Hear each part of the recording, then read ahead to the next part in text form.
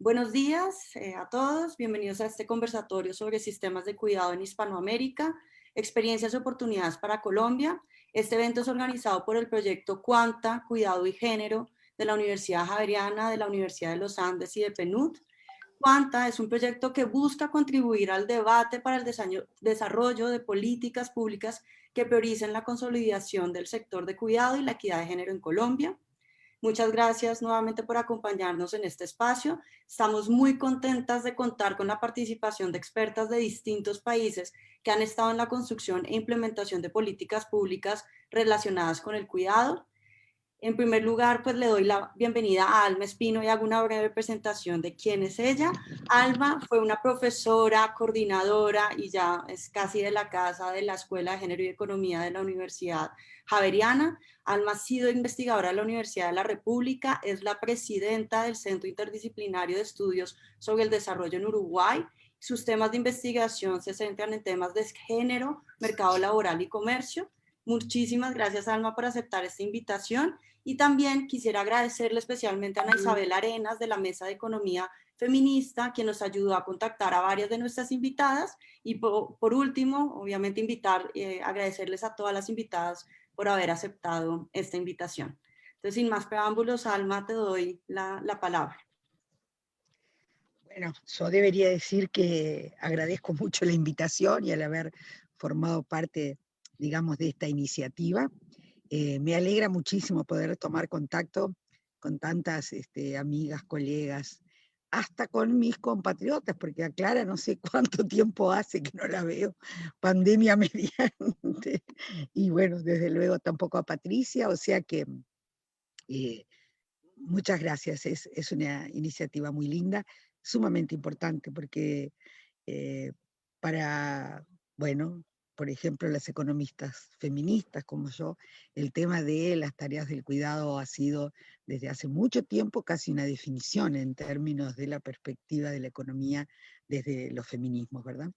Eh, pero también en la situación concreta de la América Latina, como dice la invitación que ustedes enviaban, los cuidados no solamente son como condición para la equidad de género, son como condición para la igualdad social, porque digamos que ahí nacen y se gestan, en las diferencias en el acceso al cuidado, una serie de desigualdades sociales y económicas que cruzan nuestras sociedades. De manera que es una temática, ¿por qué hoy capaz más importante que nunca? Bueno, yo diría por dos razones al menos. Una, porque es esta planetaria, digamos, de la pandemia, que coloca en un primer lugar la necesidad de los cuidados, el rol que están llevando las mujeres adelante en ese sentido y todo lo que involucra esta temática. Pero dos, y muy importante, porque América Latina ha sido muy golpeada por esta pandemia, extraordinariamente golpeada, porque América Latina tiene unas idas y vueltas en términos de procesos políticos y de reformas muy importantes. Por eso me importa mucho la segunda pregunta que se hacía, y es cómo garantizar ¿eh? La existencia, la viabilidad y el funcionamiento de los sistemas de cuidado. Nosotros hemos tenido una, en mi opinión, gran experiencia, por supuesto Patricia va a hablar de esto. Las compañeras como Natalia Moreno, como Sonia Ruiz, tienen sus propias, y también del Instituto de México en Mujeres, sus propias experiencias, todas valiosas, procesos en los cuales las organizaciones de la sociedad civil son sin duda fundamentales. Y hoy por hoy, quizá más fundamentales que nunca, por eso me parece que este tipo de conversatorios, que este tipo de reuniones son extraordinariamente importantes. Así que, como hay muchas cuestiones bien interesantes para ver, yo pasaría a presentar a la próxima exponente. Bueno, si quieren, lo que puedo hacer es primero, les digo, que nos van a acompañar Patricia Cosani, consultora independiente, ex adjunta de la Secretaría Nacional de Cuidados de Uruguay. Cuando pensamos con Paula en nombres de Uruguay, bueno, pensé y consulté que Patricia era muy importante, porque no solo nos podría contar del proceso, ¿no?, de avance, de los obstáculos en términos políticos, institucionales, sino un poco ponernos al día de lo que está pasando hoy, cuánto y por qué perdimos lo que perdimos o no. Natalia Moreno, bueno, una amiga, bueno, muy jovencita, pero una amiga de hace mucho tiempo, asesora en la implementación de las manzanas de cuidado de la Secretaría de la Mujer de Bogotá, Colombia. Sonia Ruiz García, directora de Servicios de Género y Políticas de Tiempo de la Gerencia Municipal del Ayuntamiento de Barcelona, España. Si estoy bien, he presentado a todas las ponentes, no me quedó nadie. Marta de Mujeres no es ponente, ¿verdad? ¿No me estoy equivocando? Ok. Sí. Bien, entonces le doy la Patricia a Patricia Cosano. Muchas gracias, Patricia. Te aviso, si te parece bien, 2 minutos antes. Bárbaro. Marta sí es Alma luego, viene luego. Sí, perdón. No, no hay problema. Ya me voy a resarcir del error. ¿Me escuchan bien? Primero que nada, ¿sí? Bueno, obviamente agradecer la invitación, agradecerle a Alma que fue el contacto. Siempre digo que tener estos espacios donde poner en común las cosas que estamos haciendo nos fortalece, y las mujeres en América Latina tenemos que seguir por este camino sin lugar a dudas y nos queda mucho por delante. Entonces, bueno, nada, lo primero era como agradecer el espacio. Obviamente en 10 minutos es muy difícil entrar en el detalle de todo lo que fue el sistema. Yo traté de pensar como las grandes líneas de lo que fue el primer plan de cuidados, y como decía Alma, hablar un poquito de en qué estamos y cuáles eran los desafíos que nos planteamos hacia adelante y cómo está la situación hoy. Obviamente, Alma mencionaba que estaba Clara por ahí, también veo algunas ex compañeras de la Secretaría, así que pueden obviamente aportar luego en el momento del intercambio. Contar el proceso de Uruguay implica necesariamente hablar de estas mujeres maravillosas, de las cuales yo me saco el sombrero, que allá por la década de los 90 empezaron a empujar con este tema y empezaron a colocarlo en la agenda, ¿no? Porque que Uruguay llegara a tener este tema como un tema de política de Estado implicó un proceso que sin duda de las organizaciones sociales de mujeres y desde la academia fue muy fortalecido. Y yo ahí no me voy a poner a relatar porque además no fui parte de ese proceso, pero sí decir que es una parte muy importante de la historia en nuestro país, de cómo comienza a colocarse este tema. Después, también empujado por la sociedad civil, lo que pasó fue que todos los partidos políticos con representación parlamentaria empezaron a tomar el tema, obviamente con diferentes miradas y con diferentes propuestas. Creo que es importante tener en cuenta que las políticas de cuidado pueden hacerse con o sin perspectiva de género, pueden hacerse con o sin perspectiva de derechos, y eso implicó también el trabajo que se venía haciendo.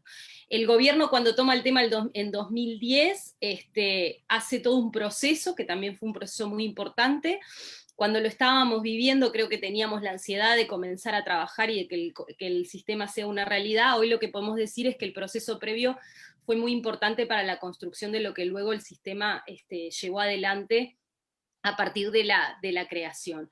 El sistema de cuidados en Uruguay se crea en 2015, hay una ley que de alguna manera establece el derecho al cuidado, que creo que es uno de los primeros logros importantes. Tener claro que Uruguay venía construyendo una matriz de protección social con los pilares como son la educación, la salud y la seguridad social, que de alguna manera el cuidado venía a complementar, que esa necesidad obviamente era vista desde el punto de vista de las mujeres y las necesidades que tenemos de que estas políticas públicas existan, pero también desde el punto de vista de los derechos de las personas que están en situación de dependencia y tienen ese derecho. La ley lo que hace, Uruguay toma el camino de ir por esa ley, que además de establecer el derecho al cuidado, crea la institucionalidad del sistema, la Junta, la Secretaría. Creo que una de las cosas más importantes, y siendo fiel al proceso, es que crea un espacio de diálogo con los actores sociales, ¿no? Llevar adelante estas políticas públicas sin el diálogo social es bastante más complicado y alejado de lo que debe ser. Establece las poblaciones objetivos, donde las cuidadoras son parte de ese proceso, y creo que ahí tiene también un valor importante en el modelo uruguayo, que implica poner pienso en la política pública desde el punto de vista de las personas que ejercen el cuidado, que obviamente son la mayoría mujeres, y establece principios, ¿no? Esto que les venía diciendo de la importancia de que tenga perspectiva de género, de la importancia de pensar en un despliegue territorial con equidad, la importancia de ir hacia la universalidad, la importancia de, en fin, podría recorrer todos los principios, no lo voy a hacer ahora, pero el desde dónde se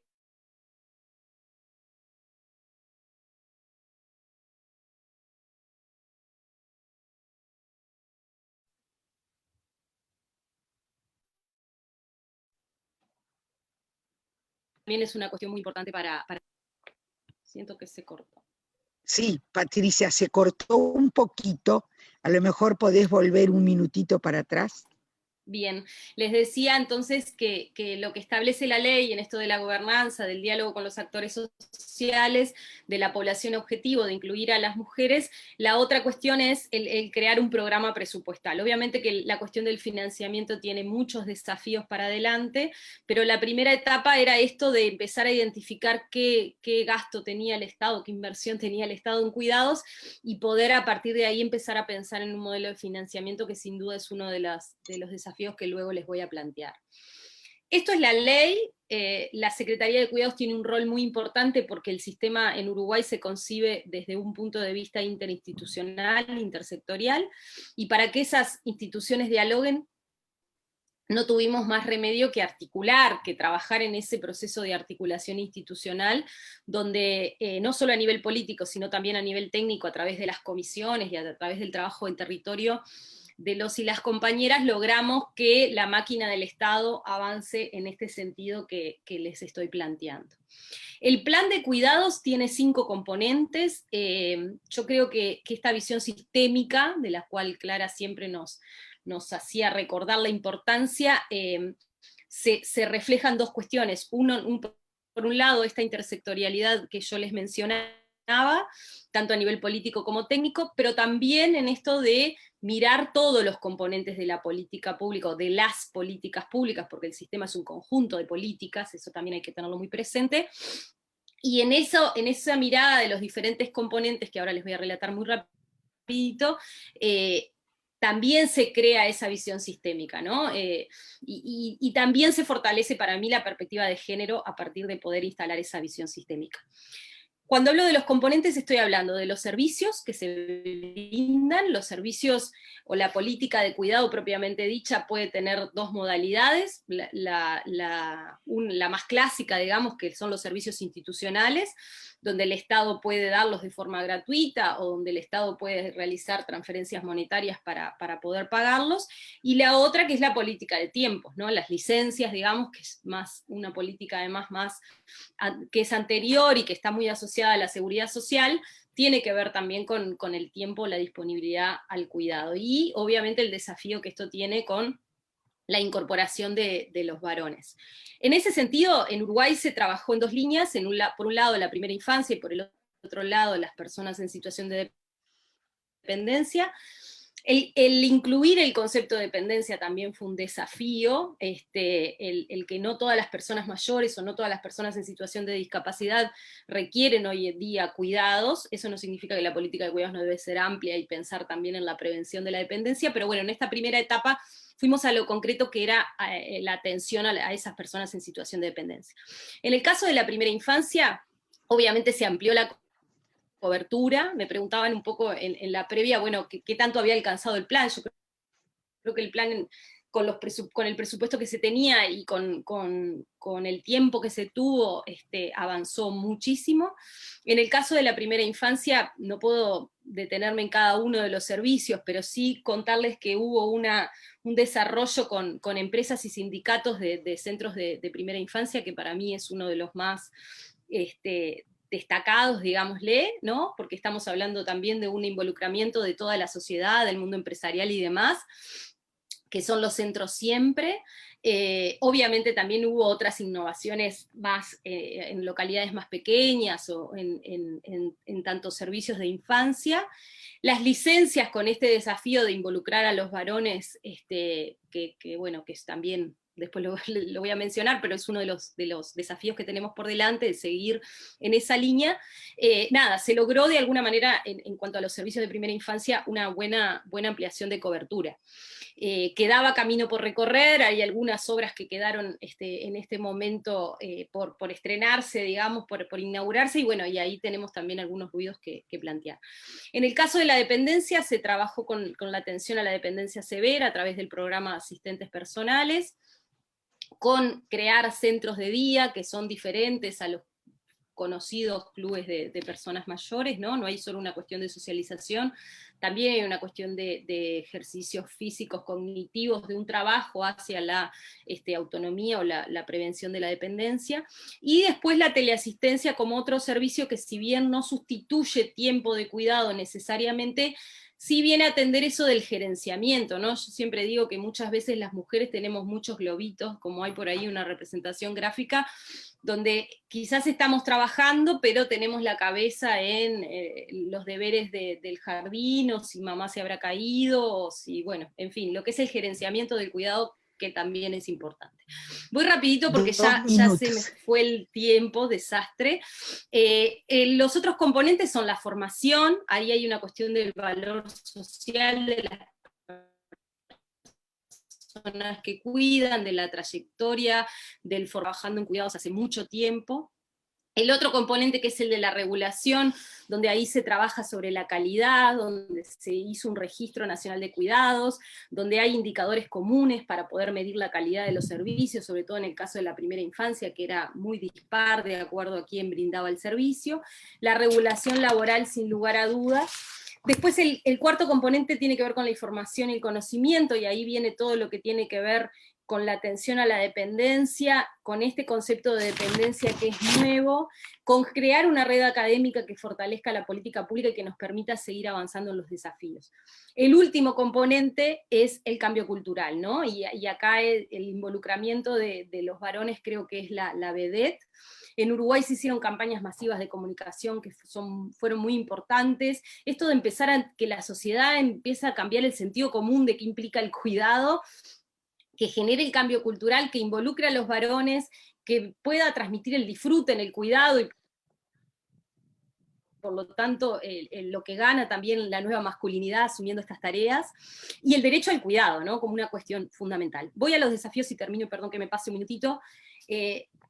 Uruguay en este momento está viviendo una situación bastante complicada, no sé, segundo plan de acción, el sistema se está desarticulando en esto de lo que implicaba la sectorialidad y la coordinación institucional.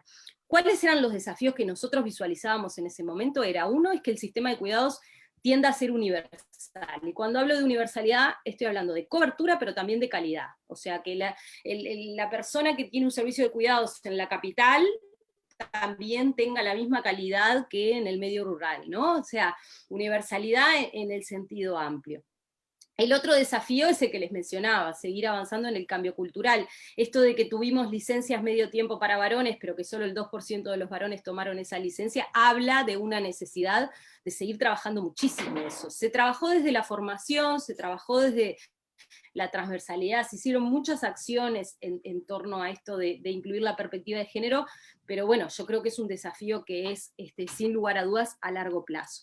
Y lo otro es el financiamiento de una política pública que comenzó con con financiamiento de rentas generales, pero que sin lugar a dudas debemos darnos la discusión, y ahí creo que toda América Latina podría avanzar en ese sentido, de cuál es el mejor modelo de financiamiento para que las dos anteriores se cumplan.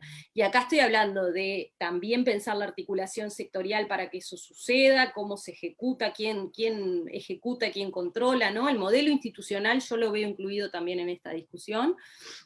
Obviamente las líneas programáticas, Uruguay decidió comenzar por algunas, pero hay más políticas posibles de cuidados que se pueden desarrollar, el incluir políticas que ya los estados venimos haciendo, y por supuesto el despliegue territorial del sistema. Yo creo que una de las, las cosas, de las buenas cosas que hizo Uruguay fue este trabajo del entramado de los actores políticos y sociales del territorio en diálogo para poder fortalecer. Y eso se vio en el territorio, en los lugares donde hubo mejor diálogo, mejor articulación, se lograron mejores objetivos en cuanto a la generación de servicios que donde esa articulación territorial no estuvo.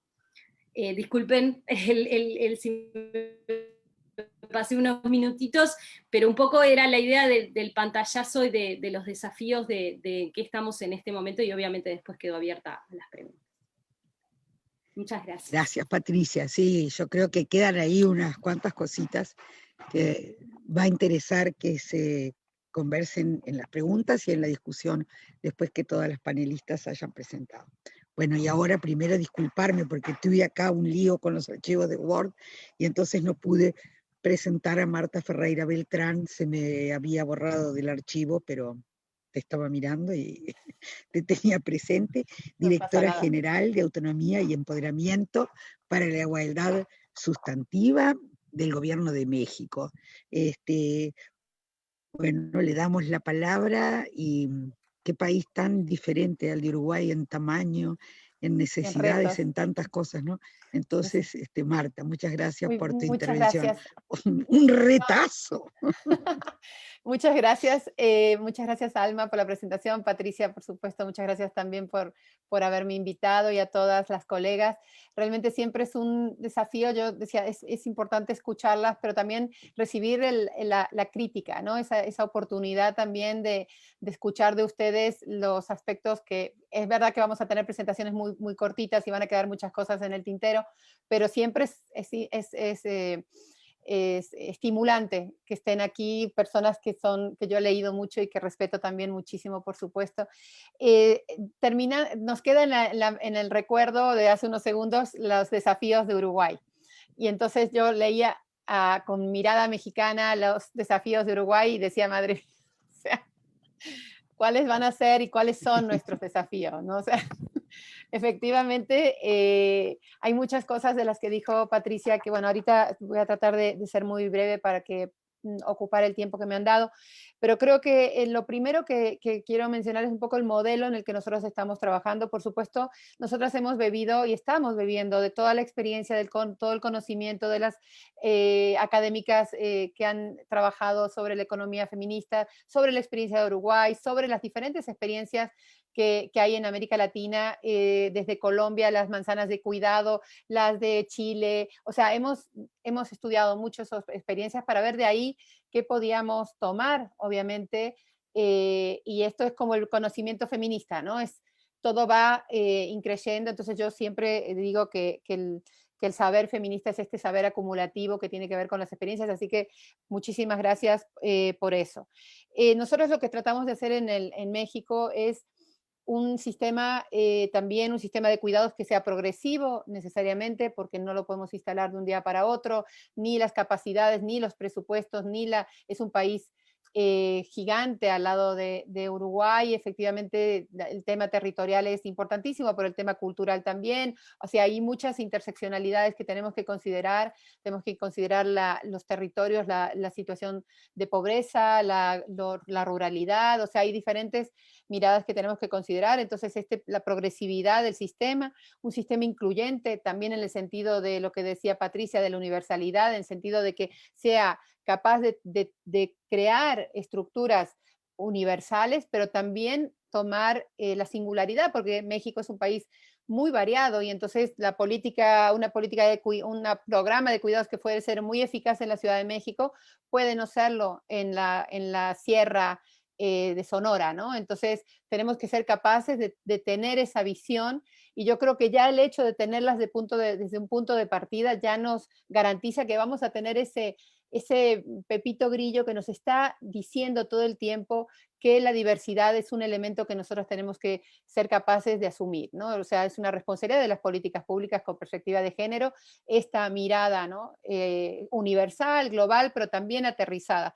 Y luego el tema de la sostenibilidad. Sostenibilidad tanto como institucional, que es el tema de lo que voy a hablar ahorita de la ley, de la reforma constitucional, pero también la sostenibilidad económica y financiera. Es decir, construir un modelo de cuidados que sea algo que se pueda sostener en el tiempo, porque si es progresivo en 3 años que termina esta administración, se acabaría. Tiene que ser también producto de un pacto de Estado en donde los demás participantes del juego político del país tienen que asumir para decir, bueno, si hay un cambio de gobierno, vamos a asumir y vamos a seguir impulsando ese modelo de cuidados. Yo siempre tengo en la mente el pacto de Estado de España en contra de la violencia de género, que ha dado buenos resultados en algunas de las comunidades autónomas, sobre todo en el País Vasco, tengo muy claros los resultados, y creo que ese tipo de pactos de Estado que permiten sobrellevar los cambios políticos que en nuestra región son importantísimos. Bueno, en todo el mundo, porque acabamos de ver Estados Unidos, ¿no? Entonces yo creo que ese tema es algo que son como nuestras bases, como nuestros principios. Y entonces, en cómo hemos pensado nosotros el sistema de cuidados. Hemos tratado de, tomando toda la experiencia de lo que conocemos de los diferentes países, de la ley española de dependencia, por supuesto, más toda la experiencia de América Latina, teníamos que aterrizar en este contexto de país, como les decía, o sea, también considerando otras variables que son muy, muy fuertes en México, que tienen y que nos han hecho también pensar el modelo de cuidados desde un modelo mixto. El modelo nuestro, o sea, como nosotros lo pensamos, es un modelo que tiene en su base, o sea, en su eje, por supuesto, el tema de los cuidados, de esta articulación de los interinstitucional, que también mencionaba Patricia, que es fundamental en lo técnico y también en lo político, de una mirada diferente, una mirada muy aterrizada de la transversalización de género, de cómo esa transversalización tiene que ver y está en el corazón también del sistema de cuidados, cómo los integrantes, cómo los otros actores tienen que entender su papel en el sistema de cuidados. Y el papel en el sistema de cuidados no están solo las cuidadoras o las secretarías cuidadoras o en otro lenguaje los ministerios cuidadores, ¿no? Sino todos, desde territorio, desde economía, desde agricultura, o sea, las Fuerzas Armadas, o sea, cómo vamos a involucrar a todos los actores para cambiar también esta lógica que decía del sentido común, Patricia, de quienes cuidan y quienes se ocupan del cuidado, que son estas secretarías que podríamos decir de alguna manera un poco más feminizadas, ¿no? Entonces, que son las secretarías cuidadoras por excelencia, ¿no? Entonces, eso también es un cambio de política pública, en el acto de la política pública, de la construcción de la política pública y de cómo nos relacionamos con los demás sectores. O sea, una parte de este modelo mixto es esta parte de los cuidados, otra parte fundamental es la autonomía económica. O sea, ¿qué vamos a hacer? Nuestro objetivo es liberar el tiempo de las mujeres.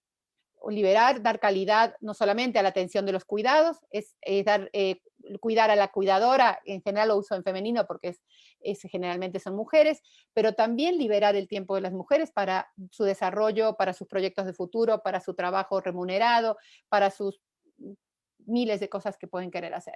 Entonces, estamos trabajando al mismo tiempo en el desarrollo de este modelo de autonomía económica, de incorporación de las mujeres al trabajo remunerado. Y como a trabajo remunerado decente en los estándares, por supuesto, de la OIT, de trabajo digno, también traducido más a un lenguaje más español nuestro. Esta posibilidad de crear oportunidades de trabajo para las mujeres formales, para las mujeres que puedan ir liberando ese tiempo de trabajo. O sea, estamos trabajando en esos dos caminos. Pero tenemos una tercera pata de ese modelo, que es cómo esto incide en la construcción de la paz.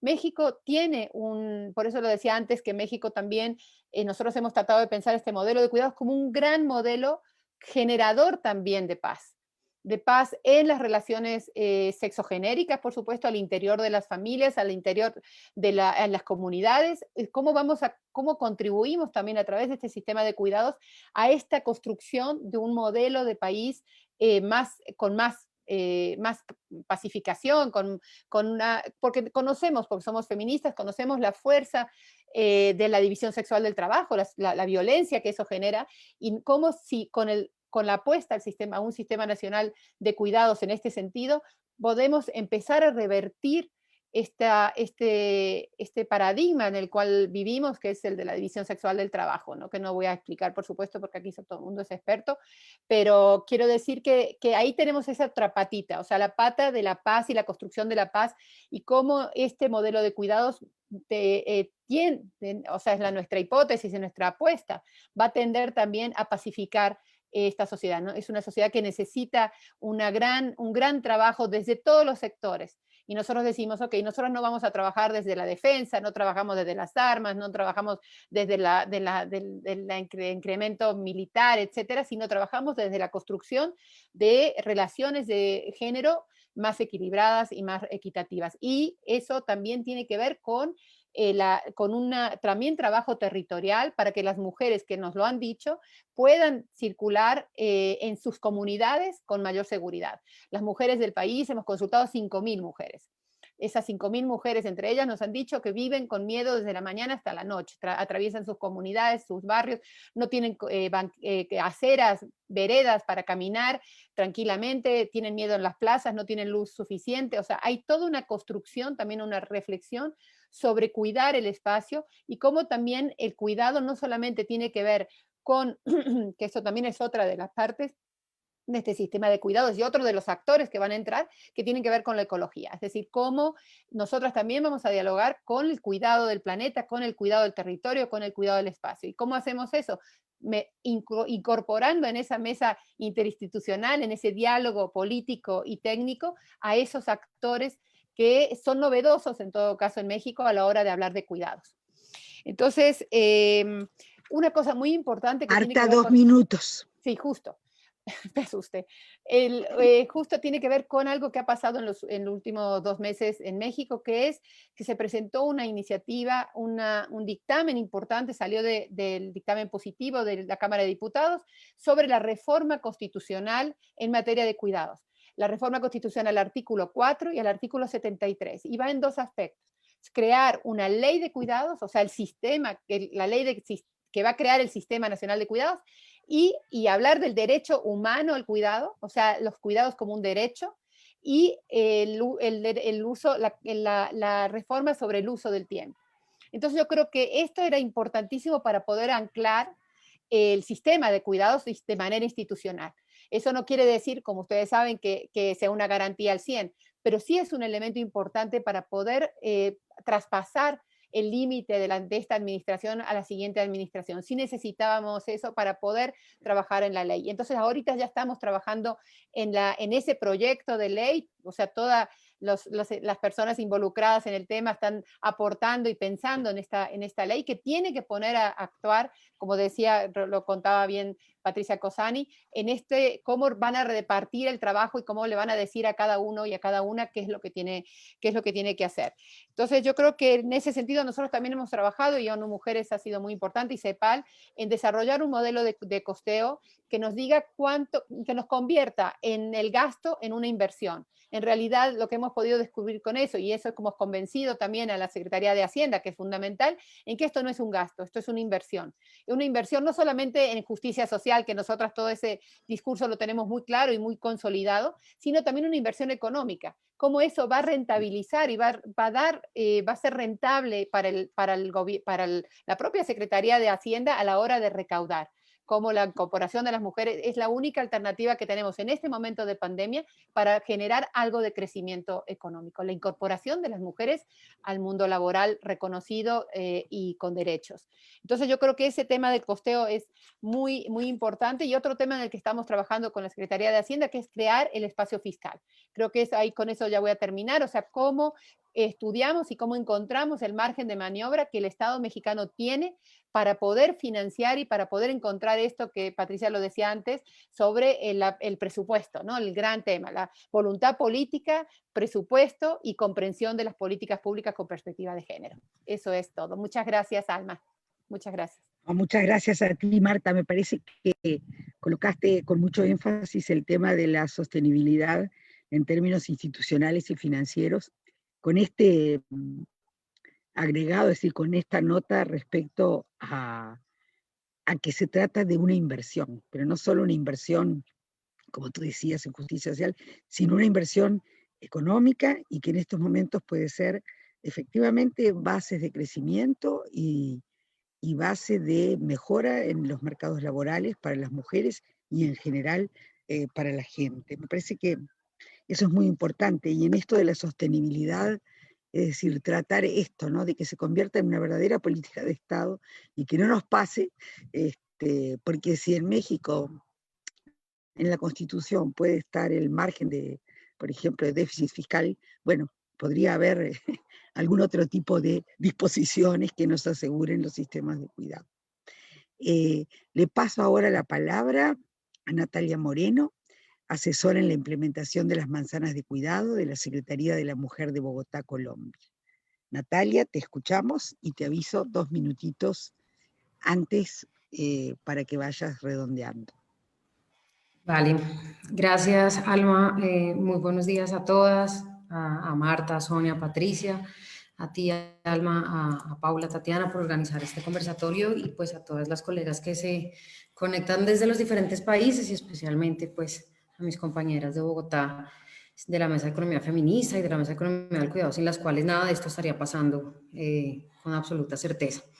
Yo creo que pensarse un sistema distrital, municipal o bueno, territorial, si se quiere, para hablar de manera general, tiene unos retos y unos alcances diferentes a los sistemas nacionales de cuidado, ¿cierto? Yo quisiera como empezar diciendo eso porque en el caso colombiano ha sido un poco así, sin desconocer, por supuesto, los avances que se han hecho a nivel nacional. Diríamos que en el marco de la implementación, Colombia sí tiene esa diferencia, ¿cierto? De pronto a diferencia quizás de Uruguay o de otros países donde se está construyendo desde lo nacional hacia lo territorial o se construyó así, ¿cierto? En Colombia, aunque hay unos avances técnicos a nivel nacional, a nivel de implementación, son los territorios los que se han lanzado un poco al agua, por decirlo de alguna manera, principalmente con las nuevas alcaldías que fueron electas hace un año en Colombia, alcaldías y departamentos, ¿cierto? No solo es el caso de Bogotá, también es el caso de Medellín, aquí están mis colegas de Medellín, de Cali, de Pasto, que también se están pensando estos temas. Yo, por supuesto, me referiré exclusivamente al caso de Bogotá y muy de manera precisa a lo que nos han sugerido en las preguntas, que son las manzanas del cuidado, entre otras cosas. Entonces, pues hay muchas cosas que decir, por supuesto, Alma ya enmarcaba algunas frente a la pandemia y demás, realmente es una preocupación altísima lo que está pasando, la disminución de la autonomía económica de las mujeres, ¿cierto? El aumento de la feminización de la pobreza, por muchas razones, una fundamental esta, ¿cierto? No poder redistribuir los tiempos de los cuidados nos está generando una pobreza de tiempo que tiene una altísima relación con la feminización de la pobreza. Luego, un gobierno que pretenda disminuir la feminización de la pobreza sí o sí debe pensar en políticas de cuidado y no solamente, digamos, en redistribución de ingresos, sino también en cómo redistribuir tiempos para que las mujeres puedan redistribuir ingresos, valga la pena la redundancia. Muy rápidamente en estos 10 minutos, ¿qué es lo que estamos haciendo en Bogotá? Para que, así como mis colegas que me han antecedido han hecho un barrido general frente a sus países, pues yo hablaré exclusivamente de la ciudad de Bogotá. De acuerdo con lo que decía hace un momento Marta, ¿cierto?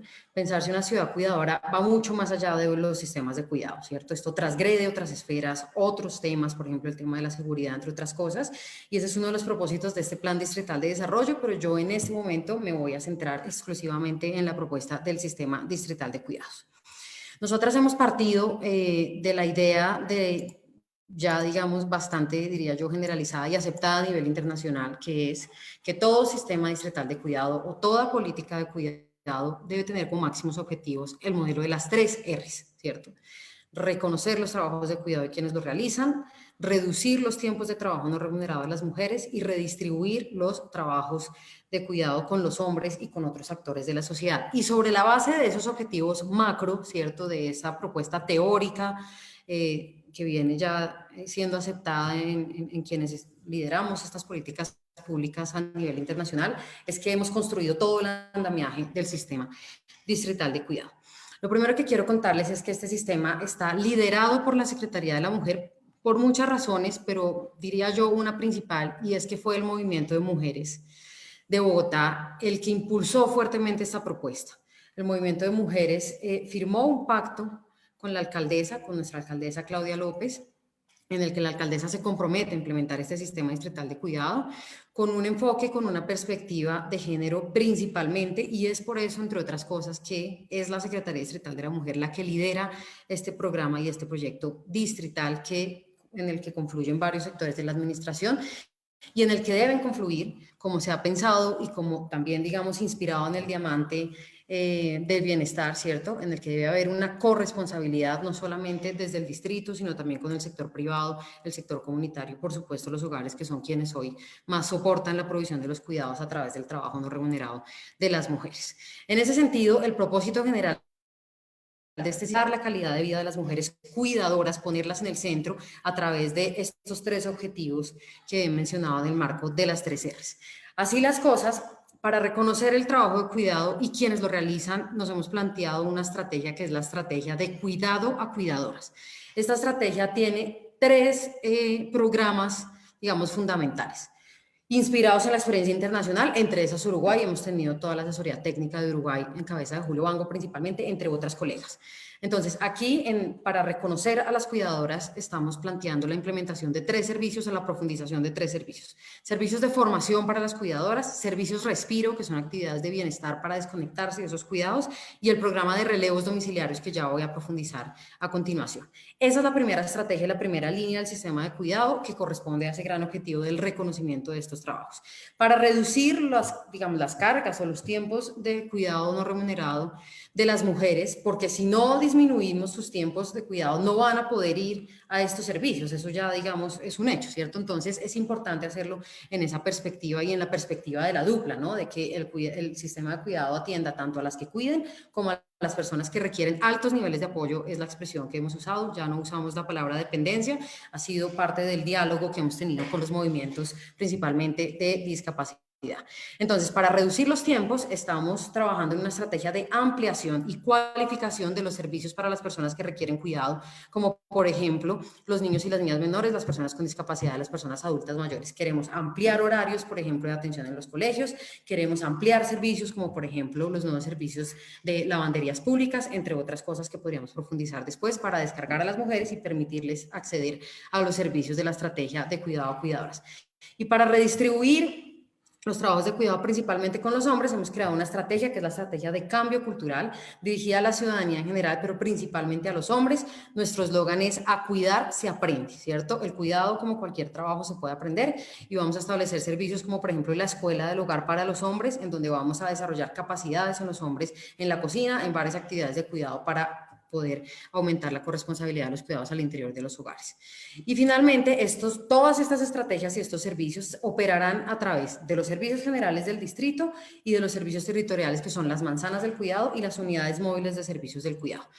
Esto es un prototipo de una manzana del cuidado. Las manzanas del cuidado recogen un poco la teoría del urbanismo feminista, que ha dicho que en tanto no acerquemos los servicios de cuidado a los hogares, ¿cierto?, a los domicilios, no los empaquetemos en esto que se llaman las ciudades de 30 minutos, pues el acceso va a ser muy difícil. Las mujeres y las familias van a seguir con estos cuellos de botella de las distancias, de no tener dinero para pagar el transporte, de las ciudades inseguras, y se va a seguir de alguna manera sosteniendo la provisión de los cuidados al interior de los hogares. Por eso es fundamental lograr acercar la oferta institucional a determinados territorios, como lo pueden observar ahí. Ahí están los servicios para las cuidadoras, los servicios para las personas que requieren cuidado y los servicios de cambio cultural, de manera que en un eje no más de 800 metros alrededor de unas infraestructuras públicas que hemos priorizado, que no puedo profundizar en este momento por temas de tiempo, pues queremos empaquetar, y hemos empaquetado más de 30 servicios para ver si logramos que las personas que requieren cuidado accedan a estos servicios y las cuidadoras puedan acceder a desarrollar capacidades y podamos igualar la cancha de oportunidades que han perdido dada esta división sexual del trabajo. En ese sentido, hemos inaugurado 2 manzanas del cuidado. La primera manzana del cuidado la pueden ver ahí en este mapa. Es en Ciudad Bolívar, una de las localidades más pobres de Bogotá, en la UPZ Lucero. Fue inaugurada el 27 de octubre. Tiene un rango, digamos, de beneficiarios de 48.000 personas, que son las que viven en esos 800 metros. Actualmente tiene 19 servicios en funcionamiento y ya hemos atendido a 500 personas aproximadamente desde que se inauguró. Esta manzana se ancló en el Supercade, que es una infraestructura de la Secretaría General del Distrito. Y la segunda manzana del cuidado ya la inauguramos también el 9 de noviembre. Esta queda en Bosa, que es otra de las localidades más pobres de Bogotá, en la UPZ Al Porvenir. Tiene un rango, digamos, de beneficiarios de 48.251 habitantes, que son los que viven ahí en esos 800 metros. Tiene 18 servicios en este momento en funcionamiento. Queremos llegar a 41 y hemos atendido 764 personas. Vale la pena decir que nosotras hemos creado un índice de priorización de las manzanas, ¿sí? O sea, escoger en dónde se hacen manzanas del cuidado tiene todo un procedimiento técnico que combina por lo menos 4 variables.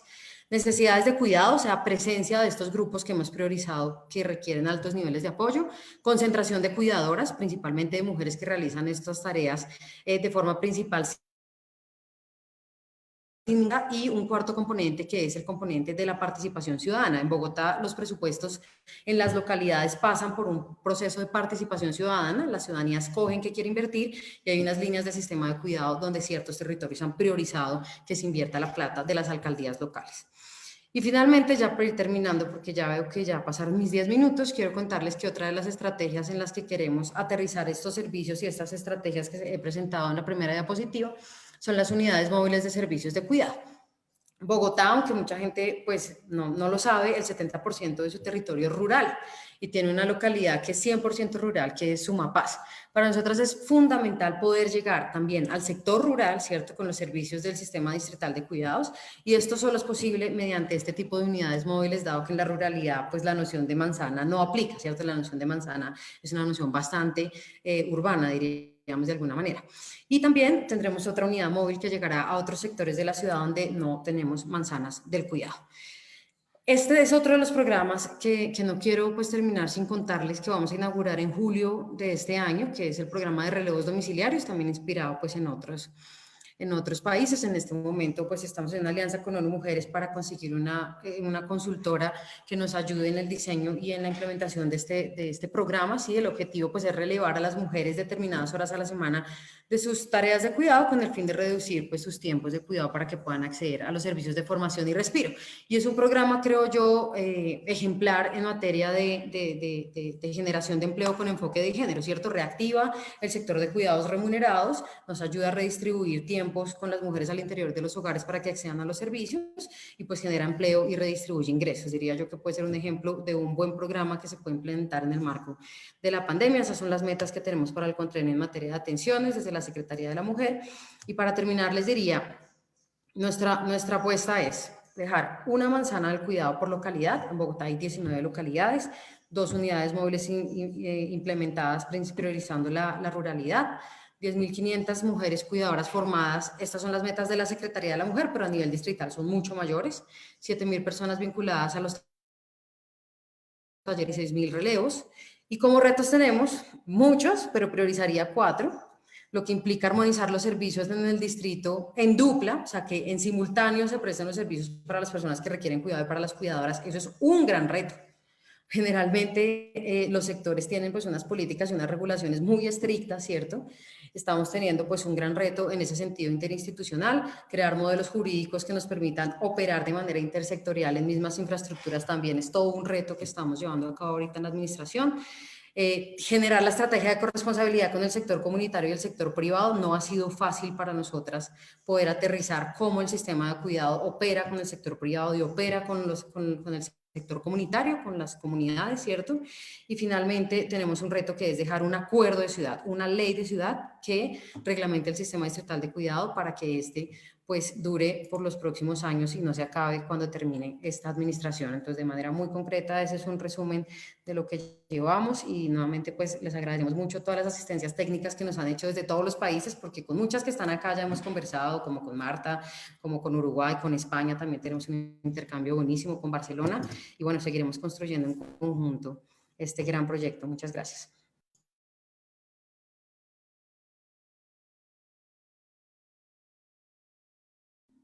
Alma, tienes el micrófono apagado.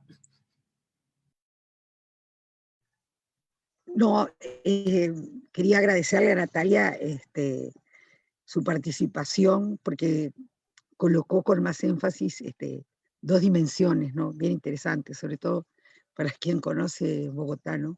Que son tiempo y distancia. Entonces, es como que sería inimaginable pensar algo que no tomara en cuenta esas variables tan importantes. Y me resultó muy interesante esa consigna de a cuidar se aprende, ¿no? Muy importante difundir esa consigna. A continuación vamos a escuchar a Sonia Ruiz García.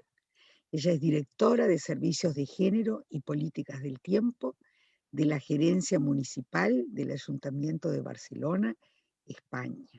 Sonia, te damos la palabra, bienvenida. Muchísimas gracias. Gracias a todas. Buenas tardes aquí. Gracias a la Universidad Pontificia, a Género y a Economía, a Ana Isabel Arenas, a Tatiana por todos los trabajos que habéis estado realizando para que podamos estar hoy aquí. A Alma, es una suerte poder estar con vosotras en estos momentos tan duros en todo el globo y aprendiendo mucho. Sois inspiradoras. Yo intentaré centrarme en primer lugar en algunos aspectos generales sobre el cuidado que nos están marcando retos. Ya han aparecido muchas de estas cuestiones a lo largo de las otras intervenciones. Temas a tener en cuenta, aquellas brechas de género, a lo que apuntaba Patricia al inicio, ¿no? ¿Cómo hacemos esto? Lo podemos hacer con perspectiva de género o sin perspectiva de género, desde una perspectiva feminista o no. Y en segundo lugar, hablaros también de todas aquellas iniciativas que estamos desarrollando desde el Ayuntamiento de Barcelona. Si me da tiempo, si no para el debate, apuntaré también brevemente algunas de las políticas futuras de las que se está pensando ya en el Estado español. Así que me gustaría, no obstante, comenzar con unas reivindicaciones de trabajadoras domiciliarias, de la asistencia domiciliaria de Bilbao, del País Vasco. Y son citas textuales. Dicen, a pesar de la valoración positiva que se hace de nuestro trabajo por parte de los diferentes organismos implicados en el servicio, siempre se nos ha negado una categoría profesional. No disponemos de ninguna garantía para mantener nuestro puesto de trabajo. Cuando se habla de nosotras, no se nos trata con profesionalidad. A la hora de percibir el sueldo, primero le ingresan al anciano y luego estos son los que nos pagan el dinero. Son trabajadoras auxiliares domiciliarias de los servicios del Ayuntamiento de Bilbao y de hecho es un texto del 1988. Así que quería leeroslo porque de hecho aparecen muchos aspectos que, por cierto, por suerte, ya hemos podido ir transformando y cambiando, pero apuntan bastante bien a aquella situación de la que partían los servicios de cuidado públicos locales en nuestro país, ¿no? Además, si lo pensamos desde la tríada de la justicia de género de Nancy Fraser, estamos viendo claramente una falta de redistribución, de explotación, la marginación a la que se enfrentan, de reconocimiento por su trabajo muy vinculado al hecho de ser trabajos feminizados y de cuidados, y esa falta de representación que yo entiendo que hoy no vamos a poder plantear, pero que creo que sí que es un tema que debemos de tener muy en cuenta como mínimo en el Estado español, de esa falta de representación sindical de esas trabajadoras. Cuando las feministas hablamos de redistribución de los tiempos y de los trabajos, estamos pensando en primer lugar entre mujeres y hombres, como las mujeres de clase trabajadora siempre hemos llevado a cabo esos trabajos solas, casi por completo y de forma no remunerada e invisible. Pensamos que los cuidados deben de ser compartidos con los miembros adultos de un hogar y por tanto compartir ese trabajo paritariamente con los varones en los hogares donde se encuentren.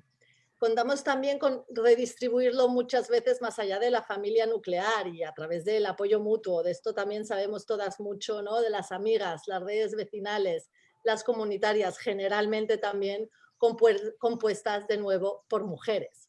La armonización de los diferentes tiempos, ¿no? El personal, el familiar, el laboral es necesario, pero aquí también lo importante es redistribuir las responsabilidades. Bien, ya las hemos visto en las familias, en las redes comunitarias y bueno, que son esenciales en nuestras sociedades. Y la siguiente gran responsabilidad, la siguiente gran demanda también que tenemos del movimiento feminista y del movimiento de mujeres en nuestro país es la corresponsabilidad del Estado, de lo público, en la provisión de cuidados.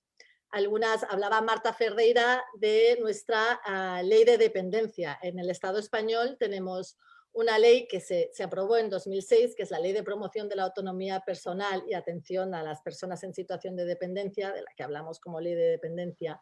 Y fue una ley importantísima, ¿no? Y además venía fundamentada por una crisis de los cuidados que en estos momentos en situación de pandemia ya hemos visto absolutamente flagrante. La incorporación, y me gusta reiterar el hecho de masiva de las mujeres al mercado laboral, porque ya sabemos que las mujeres siempre hemos estado en el mercado laboral, a menos que se nos haya buscado expulsar, el envejecimiento de la población con el incremento de la esperanza de vida y el tensionamiento que ya estaba sufriendo las cadenas internacionales de cuidados en nuestro contexto. La implementación de esta ley ha sido tortuosa, larga, seguimos en ello, vamos a ir mejorando. Y creo que es interesante apuntar muy rápidamente algunos aspectos pues que han generado o algunas alertas para todas aquellas que en estos momentos estéis planteando esos sistemas de cuidados en vuestros estados, en vuestros contextos. El feminismo ha criticado esta ley mucho, primero porque también, y lo comentabais con anterioridad, no es del todo universal, pues plantea una visión muy reducida de la dependencia en aquel momento, ¿no? No contempla el derecho a ser cuidados o cuidadas en cualquier momento de nuestra vida, cosa que ya sabemos, ¿no? Que en cualquier momento podemos estar en una situación de dependencia cada una de nosotras y cada uno de nosotros. La compañera de Uruguay también lo estaba planteando. Los baremos para tener acceso a los servicios varían por territorios. Cuando tienes un estado como el español, un estado autonómico, pues puede generar problemas. Hay un sistema de copago en relación a los servicios que no siempre es del todo equitativo. Y establece una prestación económica para cuidar a familiares. Pero no es un salario, y esto también se ha criticado mucho por parte del movimiento feminista en el Estado español. Estamos generando la paguita de la que se hablaba, ¿no? Para la esposa de quien requiere los cuidados, o para la madre, o para la hija, para la tía, hasta un tercer grado de parentesco. Y además son paguitas que no están generando es una prestación que no es contributiva. Así que estas son cuestiones a tener en cuenta. Entonces, tenemos en las familias, en las redes comunitarias, en el Estado. ¿Y qué ocurre cuando se mercantiliza? Bueno, no vamos a poder entrar en esto, pero también otra alerta, la mercancía del cuidado, la mercancía de los efectos. Y lamentablemente existen aspectos de la mercantilización incluso cuando se encarga el Estado de ello, ¿no? La provisión de los servicios de atención domiciliaria a las personas dependientes en nuestro país, pues ya hemos visto que tiene una larga trayectoria. Y en las grandes ciudades, sobre todo, se lleva a cabo por los gobiernos locales. Contamos también con teleasistencia, pero me centraré brevemente en la cuestión de la atención domiciliaria. Por ejemplo, en el Ayuntamiento de Barcelona diría que en un 95% del porcentaje de trabajadoras son mujeres. Tenemos 4.000 personas que están trabajando en la atención domiciliaria. No obstante, hay subrogación, incluso con cláusulas de género en la contratación, que las hemos incluido, planes de igualdad, igualdad salarial, comunicación inclusiva y otras. Si os interesa, podemos hablar largo y tendido de esto. Las cuestiones también de acoso sexual, al que muchas veces estas trabajadoras de la atención domiciliaria están sujetas a acoso sexual, y no por parte de sus jefes, sino por situaciones que hemos visto de familiares que estaban, personas familiares de la usuaria o la misma persona usuaria, ¿no? Todo esto igualmente continúan estando en desventaja respecto a el personal funcionario, porque estamos hablando de que son trabajadoras externalizadas. Así que las trabajadoras, de hecho, en estos momentos están pidiendo la municipalización y el ayuntamiento está trabajando en ello. Igualmente, a raíz de lo que hemos venido a llamar los gobiernos del cambio, que se iniciaron en el 2015, me gustaría hablaros brevemente de varias iniciativas que estamos gestionando y llevando a cabo en el Ayuntamiento de Barcelona. Desde el 2019 tenemos una Concejalía de Salud, Envejecimiento y Cuidados en el ámbito político, y en el 2017 aprobamos una estrategia de democratización de los cuidados. Es una medida de gobierno que en estos momentos está siendo evaluada y se basaba en 2 ejes centrales: el reconocimiento de la centralidad social de los cuidados y su necesaria redistribución, socialización. Tenía ejes transversales como la eliminación de la división social, sexual del trabajo, el empoderamiento individual, relacional y colectivo de las personas proveedoras y de aquellas personas receptoras de cuidado.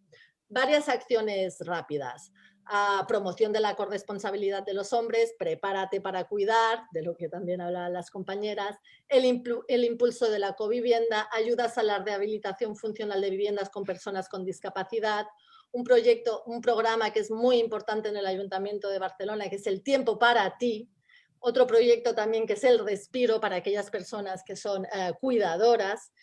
Y también a partir de esta medida de gobierno, a partir de esta estrategia, se generó el Barcelona Cuida, que es un centro que da visibilidad a todos los recursos existentes en la ciudad del ámbito de los cuidados y los pone al alcance de todo el mundo.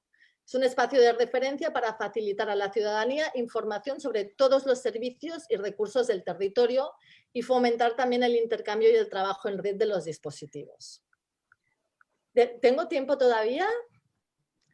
Sí, parece que sí. Durante 1 o 2 minutitos. Venga, ya estoy casi acabando. Durante la pandemia también uno de los problemas que vimos era el hecho de que muchas mujeres estaban perdiendo sus trabajos, no podían salir durante un confinamiento muy duro que hubo desde el mes de marzo hasta el mes de mayo, porque no podían dejar a sus criaturas, teníamos los coles también cerrados y no podían dejar sus criaturas en ningún sitio. Así que a partir de ahí se estableció también un proyecto que lo llamamos el Concilia, que es un servicio de canguraje. Igualmente también, y muy en la línea a lo que estaba también comentando Natalia, estamos generando un proyecto que es las Superislas de los Cuidados. Ya llevamos también un par de años pensándole y dándole forma a este modelo muy rápidamente. Es un proyecto que pretende mejorar el bienestar y la calidad de vida de las personas que requieren cuidados y de las personas que las proveen también. Y a partir de una mejor coordinación de todos los servicios y recursos del territorio, haciendo pues estos servicios más cercanos y comunitarios, ¿no? Además, aquí también estamos incorporando, tal y como explicaba Natalia y Marta de México apuntaba también, aspectos del urbanismo feminista o con perspectiva de género, ¿no?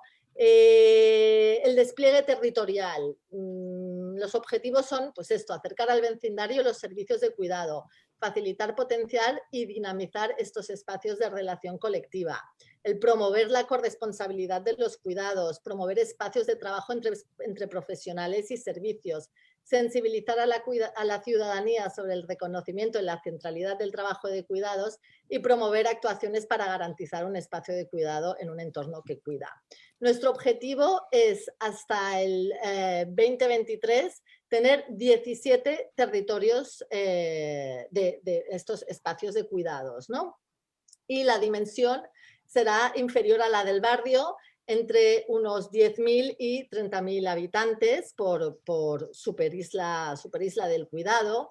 Y la idea es también mantenerlo a largo plazo y poder, de aquí 20 o 30 años, poder garantizar unos 115, más de 100 territorios del cuidado. También hemos estado realizando un proceso de selección de los territorios con diferentes indicadores que, si queréis, pues los podemos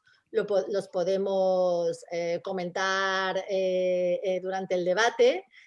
Habrá una persona referente para cada territorio, una sede de espacio físico, y estamos trabajando en los servicios del territorio de acompañamiento, de asesoramiento, de intervención comunitaria, para poder darle la forma final y la implementación. Ya tenemos 4 espacios que 4 superislas que están en funcionamiento, pero bueno, acabar de concretar el proyecto y darle el lanzamiento final. Yo lo dejaría aquí, me ha parecido muy importante los aspectos que comentaba, es de generar también, nosotras en nuestra dirección de transversalidad de género, hacemos el impacto de género, el análisis de impacto de género del presupuesto. Me parece que sería muy importante comenzar a visibilizar en nuestros estudios presupuestarios también cómo las políticas de cuidado son una inversión y no un gasto, y poderlo llevar más allá. Muchísimas gracias, espero no haberme pasado mucho del tiempo. Y dejo el estado para luego, si queréis, pues podemos profundizar en ello. Gracias. Muchas gracias, Sonia. Muy interesante la perspectiva, porque además es como una perspectiva desde otro lugar, es decir, desde otro país con otras características, estado con otras características, etc. Así que muchas gracias. Tenemos unos cuantos minutos todavía para conversar, discutir, intercambiar y responder algunas preguntas que han surgido en el chat. Por ahora les cuento que varias de las preguntas yo las he reenviado a las personas a quienes fueron dirigidas. Tenemos para Patricia una primera pregunta, es ¿cómo fue el proceso de involucrar al sector privado y a los sindicatos en el sistema de cuidado en Uruguay? ¿Y qué herramientas, beneficios o metodologías se utilizaron para incorporarlos al sistema? Voy a leer ahora la otra pregunta, que es también para Patricia, de las que han llegado hasta ahora, y luego leo las de todas y empezamos en el mismo orden que estuvimos antes. Para Patricia y para Sonia, ¿cuál es la percepción de los ciudadanos respecto al sistema de copago y si contribuyen a cubrir un porcentaje importante de los costos del sistema? Bueno, acá Patricia va a tener que adecuar su respuesta a este tipo de consulta. Luego Natalia tiene también dos preguntas, que las leo ya. Quería consultar en la operación de manzana de cuidado, ¿qué medidas consideran en el contexto COVID con el distanciamiento social? Y la otra, que es un elemento para la discusión, diría yo, dice, coincido en que no debemos seguir perpetuando los conceptos de modelo médico, dependencia y cuidador primario, y que ni somos cuidadores, somos cuidadoras al ser predominantemente mujeres, y ni debemos ser primarias, que ya hemos visto el daño que causa a través de múltiples investigaciones que documentan el síndrome del cuidador. Pero no coincido en que se llame sistemas de apoyo. Bueno, y entonces da dos definiciones de la RAE respecto a la palabra apoyo. Si hay una última que les voy a leer, porque esta sí es para todas, de manera que pueden irlas incorporando a sus respuestas.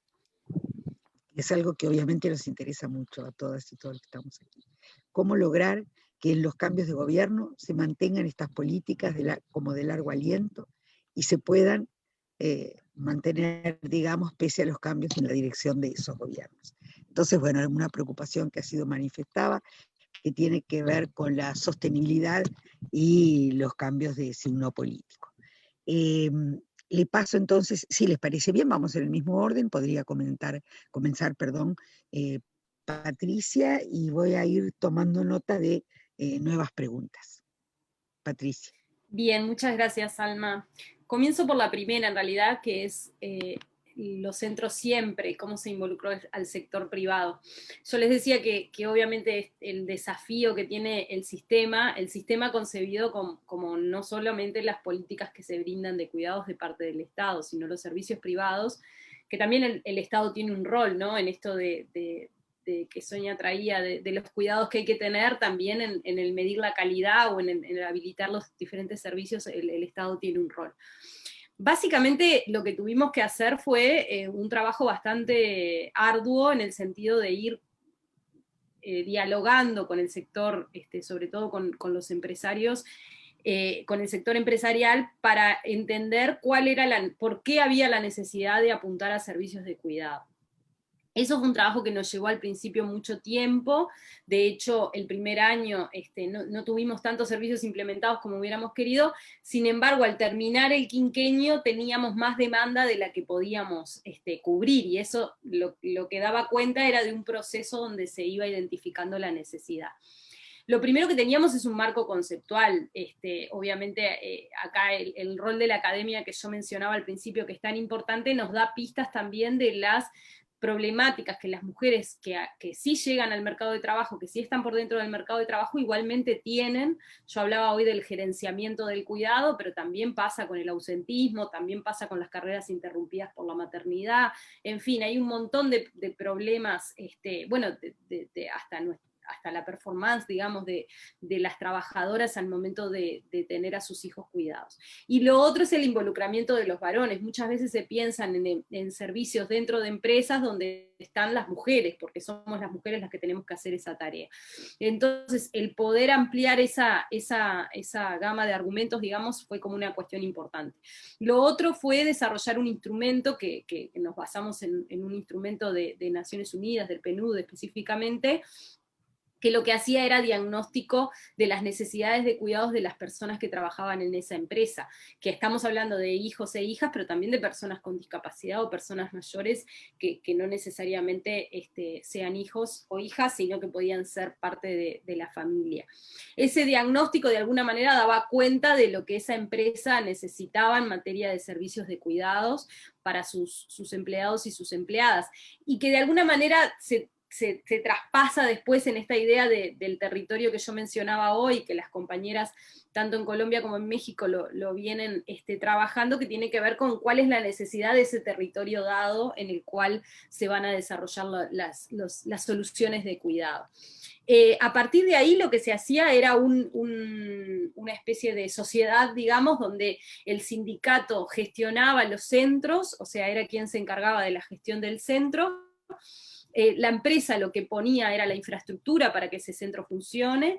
En este caso eran centros de primera infancia que funcionaban en las empresas, entonces también debían tener de características para poder funcionar de acuerdo a las normas de calidad que se establecen.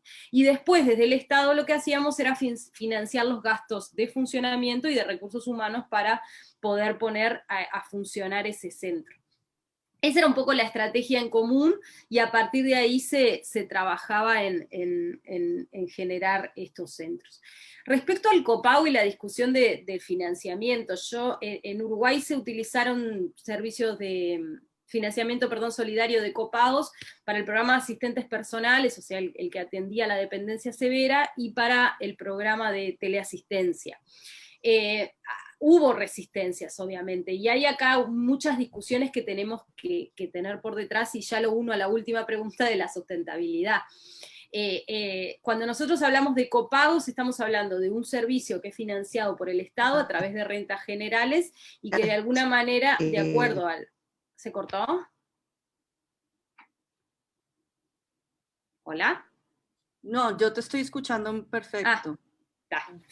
Que de acuerdo a la capacidad de pago de las personas era el aporte que se hacía. Y esto lo que nos permitió fue no ordenar la fila, esto de la progresividad que es tan complejo de diseñar, no ordenar la fila por situación socioeconómica, sino por el nivel de dependencia. O sea, comenzamos atendiendo a las personas que tenían dependencia severa, y lo que hacíamos era financiar de acuerdo a la capacidad de pago cada uno de los aportes. Yo creo que la discusión tenemos que ir como un paso más atrás, ¿no? Y es como política de esta dimensión, digamos, se sostiene. El camino puede ser como lo hizo el sistema de salud del Uruguay, a través de un fondo con aporte de los trabajadores, puede ser un seguro que quizás puede ser más injusto, ¿no? En fin, el modelo de financiamiento creo que tiene que ir más allá de lo que se puede recaudar, o lo que se puede llegar a cubrir con con estos copagos. También es verdad que en Uruguay la mayoría de las personas que postularon al copago, a este tipo de servicios, eran personas que tenían el 100% de subsidio, ¿no? Porque hay una cuestión de que los cuidados se vienen solucionando desde antes, y obviamente las familias que tenían más poder adquisitivo seguían solucionando la cuestión a través del mercado, digamos, porque era la forma de utilizarlo, y la existencia del sistema, que lo que puede traer es una mejor formación para los recursos humanos, una gestión de ese vínculo, digamos, todavía no estaba del todo desarrollado. Entonces, nada, me parece que ahí hay como una cuestión a atender. Luego, sobre la terminología, la palabra cuidados yo creo que nos complica un poco. Tenemos que pensar en la atención de las personas que están en situación de dependencia y brindarle una gama de servicios que son variados, y obviamente hay personas que tienen una discapacidad física y que lo que necesitan es una asistencia personal, pero quizás hay una persona mayor con demencia que lo que requiere es otro tipo de asistencia, otro tipo de apoyo, y jugar más con las palabras y entender que el sistema de cuidados puede incluir todos estos tipos de roles y todas estas funciones, y que debemos formarnos para desarrollar diferentes tipos de asistencia.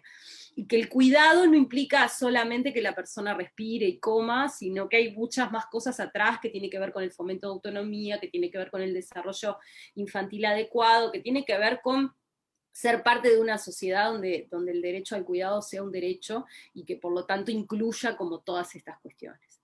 Sobre la sustentabilidad, obviamente, como les decía, ¿no? Estamos en Uruguay en un momento bastante complicado en cuanto a eso. Yo creo que voy a decir una cosa que el sistema uruguayo ya tiene, y otra que me queda la duda si no hay que ir por ese camino. Una es las bases sociales, el poder trabajar codo a codo con los actores sociales, y estoy hablando de trabajadores, las trabajadoras del cuidado. En Uruguay se formó el sindicato de asistentes personales, el trabajar con los demás sindicatos que ya existen, porque tampoco tenemos que pensar esto como una cosa nueva, ya existen sindicatos donde hay cuidadoras o donde hay personas que están ocupadas en el sector de los cuidados de una forma más amplia. También con las organizaciones sociales, también con las empresas privadas, también con la academia, y generar esas bases que de alguna manera hoy, en el caso uruguayo, es el lugar donde se alza la voz para seguir defendiendo un derecho, ¿no? El día que tengamos una marcha masiva por el derecho al cuidado, quizás lo vamos a terminar de visualizar, pero bueno, y trabajar con el movimiento feminista también para que lo siga incluyendo en su agenda, ¿no? Entender esto de que la violencia de género, que la autonomía económica, que la participación política de las mujeres también está atravesada por esta cuestión del cuidado y por distribuir las tareas domésticas. Entonces, el fortalecer los movimientos sociales y las organizaciones sociales nos van a dar bases de sustentabilidad de la política. Y lo otro es pensar en cada país. Yo creo que no hay un modelo único, ¿no? Esto que el proceso que hizo México de incluir el derecho al cuidado en la Constitución era como una cosa muy básica para comenzar el proceso. Bueno, en Uruguay era crear la ley, ¿no? Y eso de alguna manera, ¿cuál es la institucionalidad que le damos? ¿Cuál es la posibilidad, la asignación del presupuesto, el financiamiento? Creo que eso es lo que va a dar la base para un periodo a otro. Ahora, hay una cuestión que es bien importante, y es que en 5 años no se construye un sistema nacional de cuidados como un pilar de la matriz de protección social. Eso lleva mucho más tiempo. Entonces, el exigir planes de acción y el exigir una institucionalidad fuerte, porque hoy en día nos pasa que en los diferentes países generamos como diferentes modelos institucionales, ¿no? Muchas veces es el área social, muchas veces es el Instituto de las Mujeres, muchas veces, pero de alguna manera no existe el Ministerio de los Cuidados, ¿no? Como para decir que esa es la bandera exclusiva de esa institucionalidad y que por lo tanto se va a mantener viva. Y en Uruguay pasa que Desarrollo Social hoy en día no convoca a la Junta, y por lo tanto esa interinstitucionalidad se ve totalmente resquebrajada y destituida. Entonces me parece que hay como esas dos cuestiones, una más de ponernos a pensar lo institucional y el financiamiento, y por el otro lado el diálogo con los actores sociales. Te interrumpo, Alma tuvo un problema de conexión, entonces voy a tomar la moderación. Recuerden que pues, podemos alargar el evento media hora más hasta la 1. Si está bien, Sonia, podemos continuar. Entonces, pedirles al resto que hagan sus intervenciones un poco más cortas y concisas para que así todas puedan responder las preguntas que ya Alma hizo. Muchas gracias, Patricia, perdona por interrumpirte, pero si quieren seguimos entonces con Marta. Sí, muchas gracias, Paula. Yo me confundo un poco con las horas y no sé si es la una me imagino que es de Colombia. Yo creo que tengo una pregunta concreta sobre el tema de la autonomía. ¿Qué estamos haciendo hoy para promover la autonomía de las mujeres? Estamos haciendo muchos, en una situación como la que estamos, además, ¿no? En plena pandemia. Pues tengo que decir que hemos logrado implementar acciones concretas para la autonomía de las mujeres. Algunas son de capacitación que tienen que ver con toda la nueva tecnología, la codificación, la programación básica que ha tenido bastante éxito. Otro programa importante también ha sido nosotros tenemos en México un programa que es de seguridad alimentaria, que se llama Segalmex, pero son unas tienditas que son muy populares, que están en todas las comunidades. Y estas tienditas las hemos logrado hacer un espacio para ellas, para mujeres que hayan sufrido situaciones de violencia. Entonces hemos conseguido poner los recursos para que puedan instalar esas tiendas y Segalmex, que es este programa de seguridad alimentaria, les presta como en consignación hasta que la vendan este dinero en alimentos, que son alimentos básicos, de calidad muy probada, muy baratos y que están ya muy reconocidos en las comunidades. Y entonces este es otro programa importante que hemos puesto en marcha en este momento. Otro programa importante también que hemos hecho es de la capacitación en comercio electrónico, también muy básico, pero con la participación de Hacienda, la participación, o sea, hemos tenido información con Mercado Libre, lo hemos hecho, para poder meter a las mujeres que tienen stock, que tienen artesanías, que tienen cosas que venden, pero que no las pueden sacar porque no están pudiendo salir a los mercados a vender. Y este ha sido muy exitoso también porque las mujeres de pronto no sabían que podían vender en el estado o la provincia de al lado, ¿no? Entonces eso ha sido también muy importante y esperamos que tenga una incorporación muy alta porque de la primera casi el 70% de las mujeres que tomaron toda la capacitación, que fue una capacitación importante, no solamente técnica, sino también en liderazgo en emprendimientos o en otro tipo de emprendimientos, en cooperativas, en modelos sostenibles también, que las mujeres están muy interesadas en el desarrollo de lo local también. Ellas están en lo local y están interesadas en promover sus productos y su territorio. Creo que esto también de lo local es algo que nos ha pasado ahorita en esta pandemia, ¿no? Encontrar que lo más cercano otra vez es más seguro que lo global, ¿no? Que llamar a Amazon, ¿no? Entonces esta alternativa de tener este producto, este programa de comercio electrónico también ha sido importante. Otra de las posibilidades en las que estamos trabajando también es meternos en los grandes programas prioritarios de gobierno para incidir en lo que se llaman en México las reglas de operación, que es lo que dice cómo se opera un programa.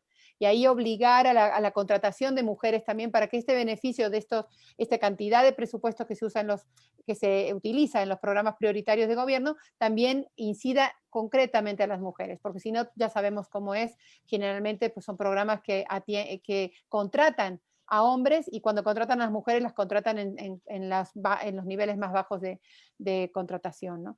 Y luego también otro espacio en el que estamos también trabajando en este momento, que es lo que es la compra de proveeduría del Estado, ¿no?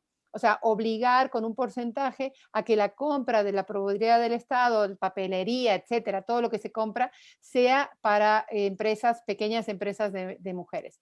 Entonces, estas son algunas de las preguntas. Me hacía una pregunta una persona sobre qué estamos haciendo en términos de la autonomía.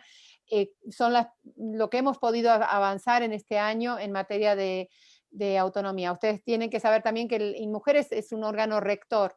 Entonces, tenemos pocos programas que nosotras impulsemos directamente. Nosotros hacemos que otros hagan.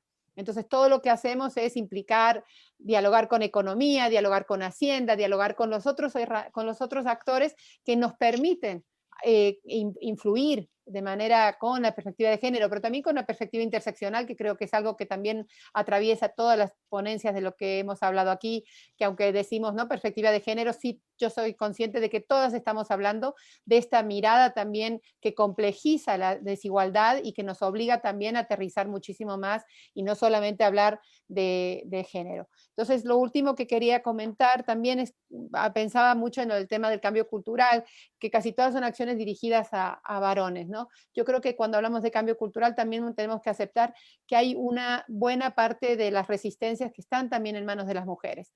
A nosotras nos pasa también que hay algunas guarderías que no son ocupadas porque las mamás, o sea, se ve mal llevarlas a la guardería. Y a mí me pasó también participar en un estudio importante que hicimos en Castilla-La Mancha, o sea, en España, hace 10 años, en donde en plena Castilla-La Mancha las mamás no podían llevar a los niños a la guardería porque se veía mal que se llevaran que se dejaran, ¿no?, o cuestionar el rol de cuidadora de las madres, como algo que sostiene también parte de su identidad de género. Entonces yo creo que también esas políticas culturales de transformación tienen que incidir en toda ese cambio cultural, que no solamente son los varones, que como aprender a cuidar, que me gustó mucho ese lema y yo creo que seguramente lo vamos a copiar en algún momento, sino también esta otra mirada donde no cuidar también es un derecho y no dejar que otros pedir ayuda y que el Estado se ocupe también de los cuidados. Hay que hacer ahí, creo que un cambio cultural importante. No quiero ocupar el tiempo de mis compañeras, pero había una pregunta que me gustaba dentro de lo que habían planteado, que cómo garantiza la prolongación, que yo lo decía, en el tema institucional y en estos pactos que creo que tienen que atravesar los diferentes administraciones políticas, ¿no? Creo que es necesario crear pactos de Estado que tengan que ver también no solamente con el tema de la violencia, como ha pasado en España, sino también con el tema de los cuidados. También como una inversión social de justicia y también de generación de paz a largo plazo. Muchas gracias.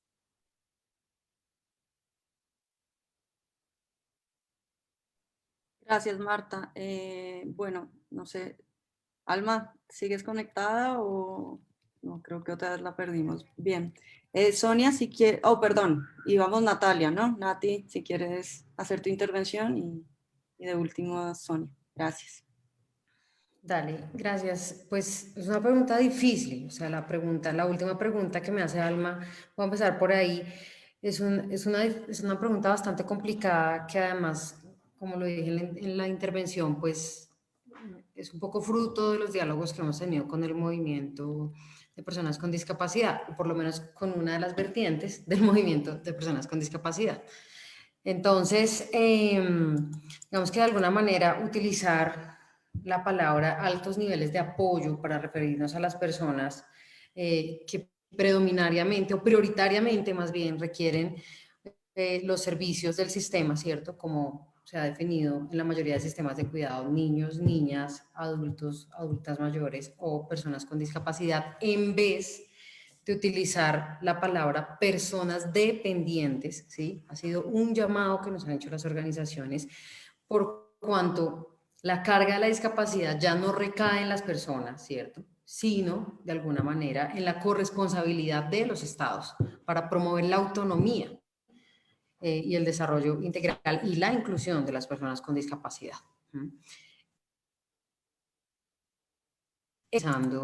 Digamos, esta noción que además entiendo que tiene que ver y está en línea con la Convención de Personas con Discapacidad de Naciones Unidas y que ha sido pues un mandato desde allí que se cambie un poco el lenguaje y por supuesto es una convención que Colombia ha adoptado por medio de una ley, ¿no? Entonces tiene que ver, digamos, un poco con eso el cambio del lenguaje.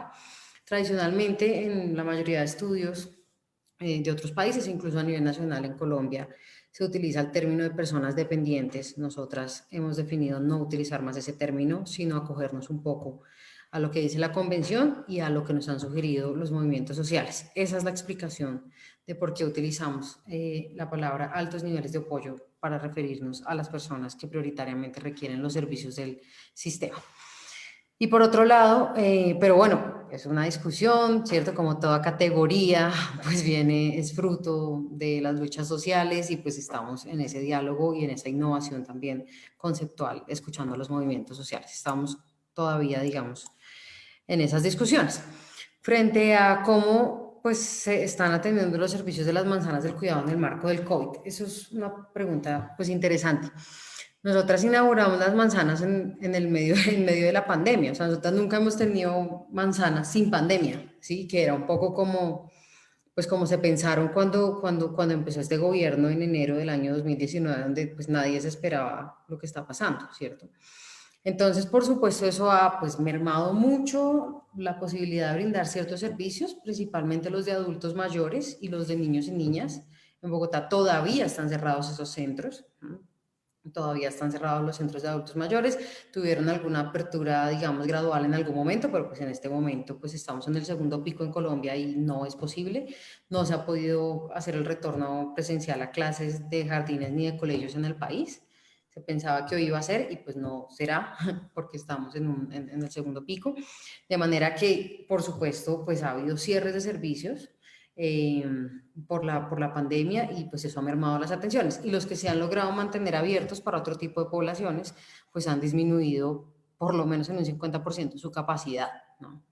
Por ejemplo, en los temas de formación a cuidadoras pues hemos implementado algunas salas de cómputo y pues ya una sala que podía formar a 20 o 30, hoy puede formar a 10 o 12, ¿cierto? Con todos los procedimientos de bioseguridad.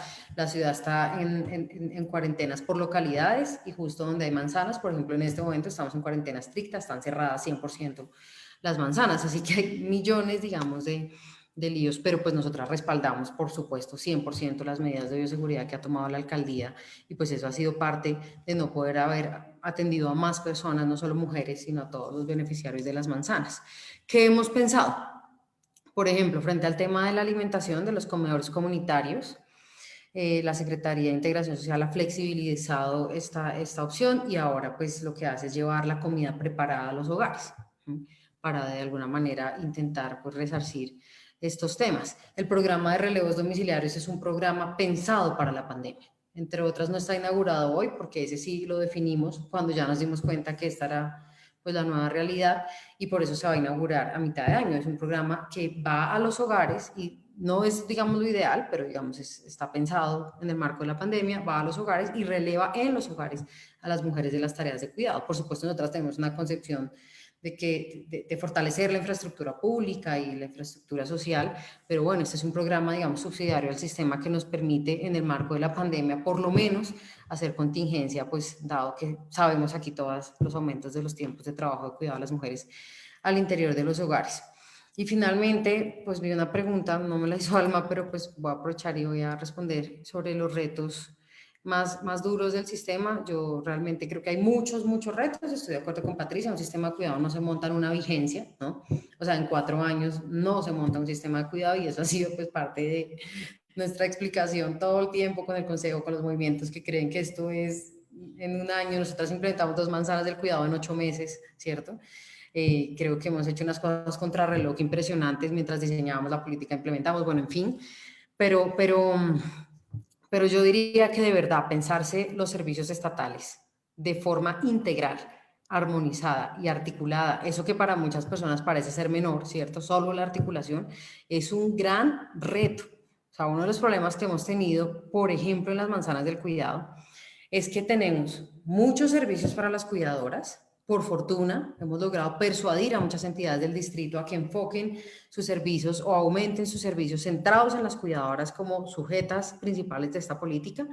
Y las cuidadoras no pueden ir porque tienen a cargo sus tareas de cuidado. Luego, si no ampliamos en la misma proporción y en las mismas franjas de horarios los servicios para las cuidadoras y los servicios para los niños, las niñas, las personas con discapacidad y los adultos mayores, no solo para que los cuiden mientras ellas vienen, digamos, a formarse, sino para que sean servicios que promuevan su autonomía y que también fortalezcan a estas poblaciones. Si no se hace todo eso al tiempo, pero cuando digo al tiempo es literal, en el mismo horario, o sea, no que mire, de verdad hasta ese nivel de detalle operativo, ¿cierto? O sea, uno de los grandes retos es tener un modelo operativo del sistema de cuidado fino en ese sentido. Nosotras tenemos la asesoría en este momento de Dalberg, que es una consultora internacional en temas de género que nos está generando un modelo operativo, unas matrices de Excel exactas para poder justamente garantizar esa operación en dupla y esa simultaneidad para poder avanzar efectivamente hacia los propósitos del sistema de brindarle estas atenciones a las cuidadoras. Yo les dejaría, digamos, un poco esa reflexión. Ese es un reto complejo, porque nos enfrentamos con barreras regulatorias difíciles. Les pongo otro ejemplo, los jardines, ¿cierto? Entonces Bogotá tiene 390 jardines, me parece que es, ¿cierto? Y entonces nosotras queremos vincular nuevas cuidadoras que sus hijos no están en los jardines. Ya en noviembre, en octubre, cuando inauguramos las manzanas, ya eso no es ciclo educativo y no teníamos dónde, de alguna manera, poner a los hijos y hijas de las cuidadoras. Y entonces la Secretaría de Integración Social también tiene razón en, pues para meterlos en los jardines hay que tener unas pólizas, o sea, hay todo un tema regulatorio que no es fácil, son barreras que en la práctica pues hacen que se dificulte. Entonces toca crear nuevos servicios que no sean necesariamente educativos, que sean de cuidado, literalmente como lo dice la palabra. Y todos esos son los retos, diría yo, un poco burocráticos o normativos, institucionales, a los que se enfrentan este tipo de sistemas y que los vamos a superar con absoluta certeza. Pero pues les comparto un poco sobre la pregunta que hicieron en el chat. Ese es uno de los grandes retos, realmente poner a pensarse un Estado de manera integral, conforme a los cuidados y al uso del tiempo, y no en la manera tradicional de que cada secretaría y cada ministerio con sus poblaciones por su lado, sino de manera articulada. Eso tiene grandes retos. Bien, gracias, Nati.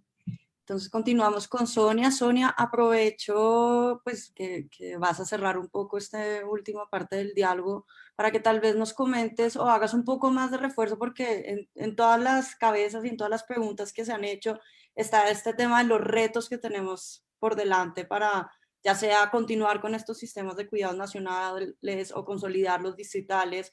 Y sé que en España, ya que han sufrido varias veces crisis, y sabemos lo que generan las crisis, que son en muchos casos recortes presupuestales, y tú tienes alto conocimiento sobre este tema, si nos pudieses dar un abrebocas de cuáles son esos retos que se han visto en términos presupuestales, de pronto qué soluciones se han podido dar para que haya mayor continuidad de algunas políticas de cuidado, y por último, pues igual también que nos menciones el tiempo que toma también de pensar en estas políticas, ¿no? Tú misma estabas diciendo que las islas de cuidado de Barcelona era una política que ya llevaba mucho tiempo en su concepción, pero lo que toma también implementar estas políticas es algo importante, o por qué toman tanto tiempo, si es una cuestión presupuestal o también de voluntad política en muchos casos. Gracias.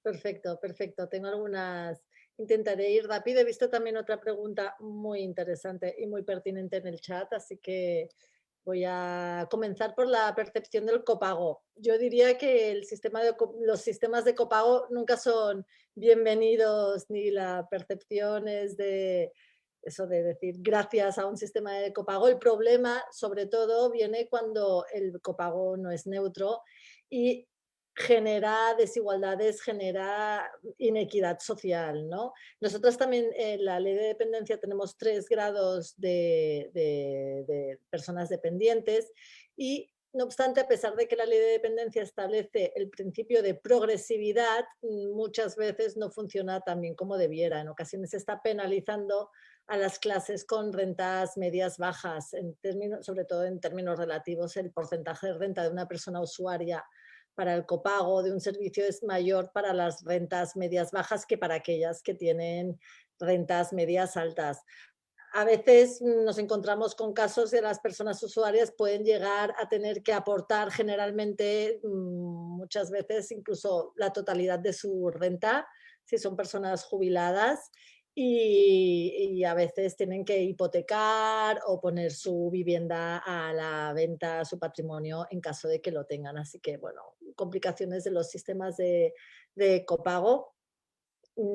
Para ir también apuntando respecto a la pregunta del mantenimiento de las iniciativas de estas reformas, muchas veces, bueno, como ahora mismo apunta Natalia, estos proyectos que planteamos son de calado, son de cambio estructural, de hacer cambios culturales muy importantes, ¿no? También creo que había alguna otra pregunta en relación a la definición, el naming, el framing de cuidados, ¿no? Muchas veces en nuestra ciudad cuando hablamos de cuidados se piensan, bueno, se refieren a tiritas, ¿no? Así que es verdad que dentro del movimiento feminista, dentro del movimiento de mujeres y de la economía feminista, lo tenemos muy claro, pero hace falta, ¿no?, una actuación de sensibilización, de explicación de todo aquello que estamos, sobre todo de nuestros objetivos, ¿no? Y que las personas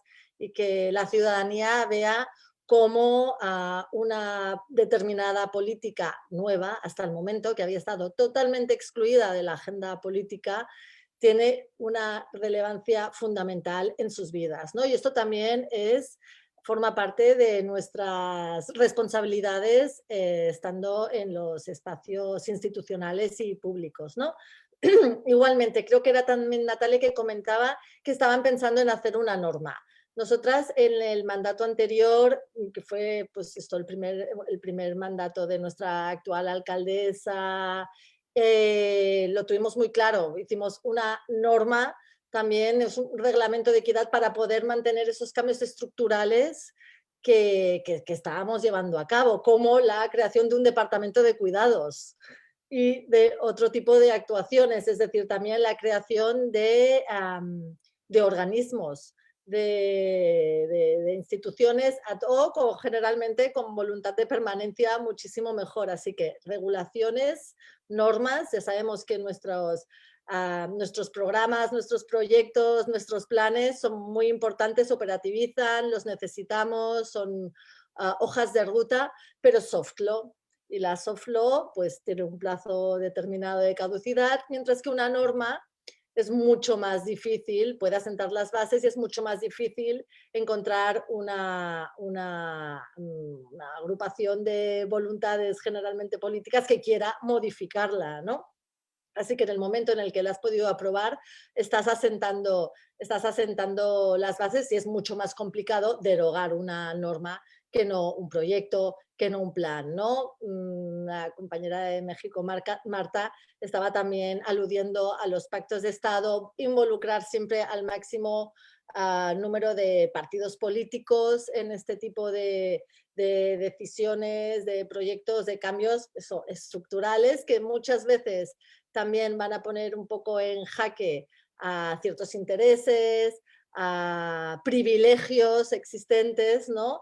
Y entonces cuanto más encaje político tenga, muchísimo mejor, incluir igualmente al máximo número de agentes posibles más allá de los políticos. Estábamos hablando de los sindicatos, de las asociaciones de mujeres, desde luego aquí siempre tenerlas presentes, etcétera, etcétera. Más la sensibilización, la formación dentro de nuestras propias instituciones. La formación siempre es la gran aliada de la transversalidad de género, del feminismo en general, ¿no?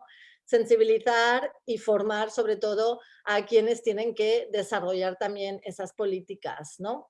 Eso por un lado. Había una pregunta que si me permitís también le voy a dar respuesta, que estaban preguntando acerca de los problemas de la mercantilización en los servicios de cuidado, pero no solo con respecto a quienes están prestando los servicios, que hay muchos y hay muchos elementos, se ha apuntado algunos, pero seguramente se podría ampliar mucho más.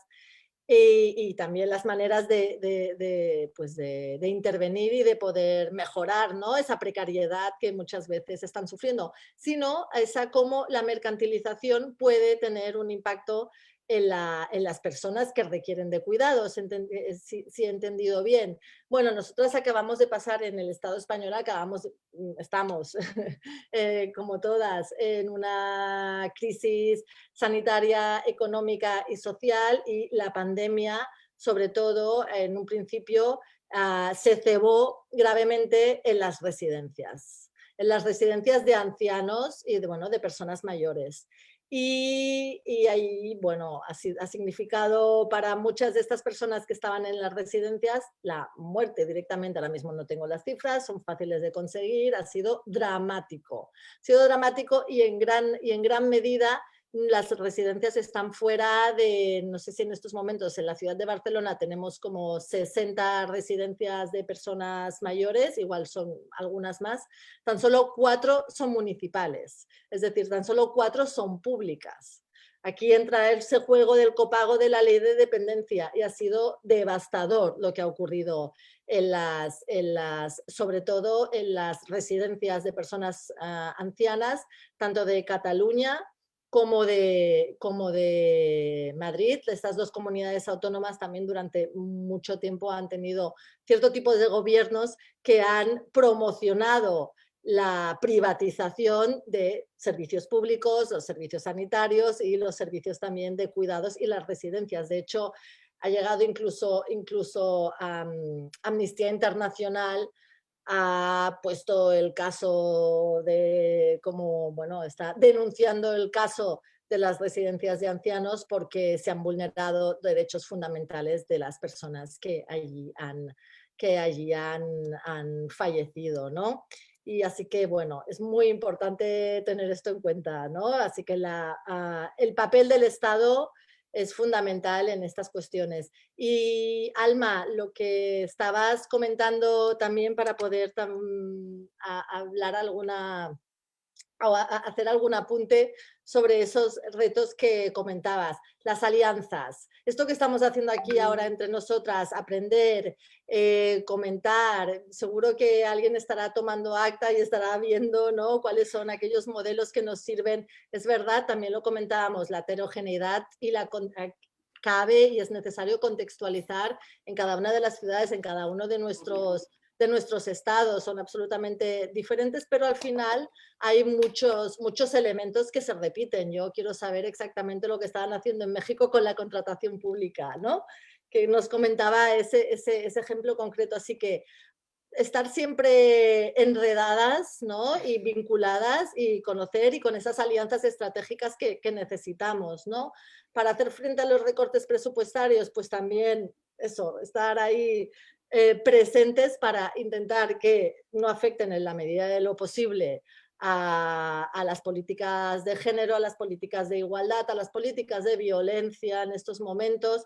El desempleo está aumentando en nuestro país a marchas agigantadas. Esta vez, sobre todo, es desempleo femenino, así que aquí es como recordar todo el rato, ¿no?, recordar todo el rato en las que estamos en posiciones donde podemos explicarle esto a nuestros compañeros en lugares clave, ¿no?, que cualquier recorte presupuestario dirigido hacia las mujeres va a redundar en, bueno, una caída del bienestar para toda la ciudadanía, como sabemos que está ocurriendo, ¿no? Y luego entonces también buscar recursos presupuestarios, buscar y conseguirlos. La voluntad política, si tenemos la voluntad política, esto ya lo apuntaba Salma, ya tenemos la mitad de todo.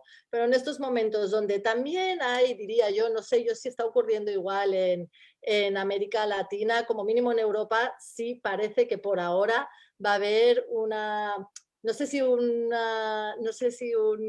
nuevo keynesianismo, pero sí que de repente estamos escuchando que hay una promoción de nuevo del papel de los estados, ¿no?, de la intervención estatal, del poder hacer, ¿no?, incrementar después de mucho tiempo de haber estado con políticas que, bueno, que no permitían, ¿no? Incluso a los ayuntamientos se les ha ahogado bastante en todo lo que es el gasto público, ¿no? Así que durante épocas largas no se permitía el gasto público. Ahora parece ser que sí que interesa, vamos a aprovecharlo. Como mínimo en Europa sí que estamos esperando, ¿no?, muchas fuentes de ingresos para poder llevar a cabo proyectos en este sentido, y cuando podamos tener acceso a esos recursos, utilizarlos allá donde más se necesita. Por ejemplo, nosotras en el Ayuntamiento de Barcelona acabamos de lanzar una subvención para las entidades de la ciudad contra la feminización, contra la pobreza y la precariedad de las mujeres. 450.000 euros bianuales, comenzamos el año pasado, continuamos con para que las propias entidades de mujeres puedan hacer actuaciones dirigidas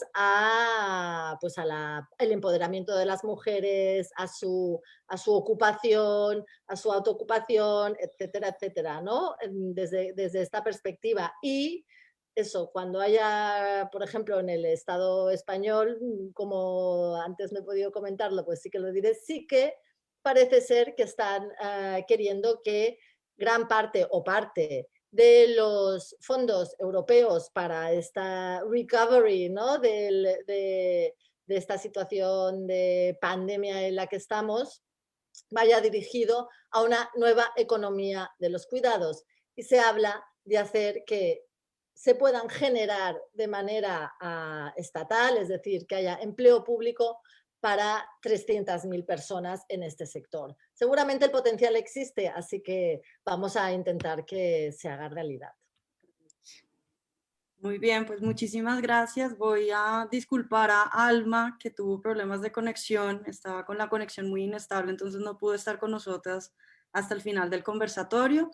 Bueno, nuevamente agradecerles a todas por haber aceptado esta invitación. Concuerdo con Sonia que estos espacios, además de darle una ventana de posibilidades a quienes nos oyen y nos escuchan para que entiendan que los sistemas de cuidados tienen múltiples caras, facetas y que dependen de los territorios, también pues nos ayudan a nosotras quienes estamos trabajando en estos temas a conocernos, a intercambiar contactos. Ahí Marta nos escribió a todas su correo electrónico, e igual ustedes estuvieron en copia en todos los correos de Tatiana, con gusto podemos hacer los puentes. Agradecerle a Tatiana Helves, que estuvo detrás de este evento, quien nos envió todo el tiempo todos los correos, una ficha técnica además muy completa sobre cómo iba a ser este conversatorio, y pues nuevamente muchísimas gracias por haber aceptado esta invitación, y ojalá sea una de tantas donde podremos en otros eventos o en otros espacios profundizar en aquellos aspectos que pues por términos del tiempo tuvimos que recortar. Entonces muchísimas gracias nuevamente. Y a todas Muchas gracias a todas. Gracias, hasta luego. Gracias. Cuidaos mucho. Hasta la próxima. Y cuídense mucho.